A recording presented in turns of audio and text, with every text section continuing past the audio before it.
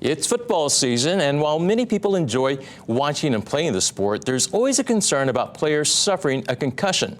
Today, state health officials met with members of the UH Athletics Department to talk about how to prevent these type of head injuries.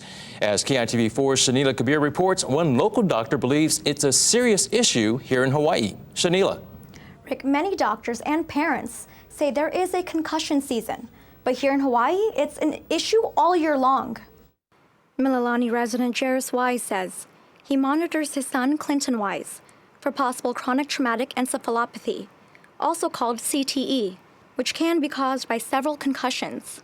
He says his son played football for 10 years and had at least 7 head injuries. Football is not a contact sport. Yeah, football is a collision sport.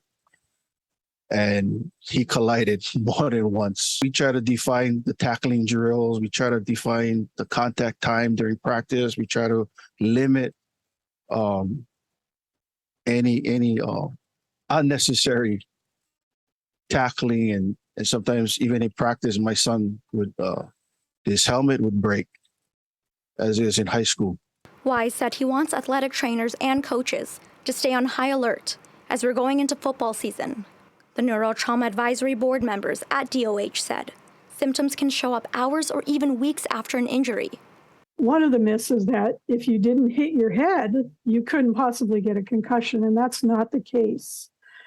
If there's a hard enough blow to somewhere else in the body, you could still end up with a concussion. And just the myth that concussions, they're just mild and those are not dangerous. Hawaii Concussion Awareness and Management Program, also known as HCAMP. Officials say more than 1,000 concussions were reported in Hawaii high schools in 2019, and 20% of head injuries are in the 13 to 17 age group. They say the most important thing right now is to stay on top of symptoms like headaches and dizziness and change of behavior. Shanila Kabir, KITV4 Island News.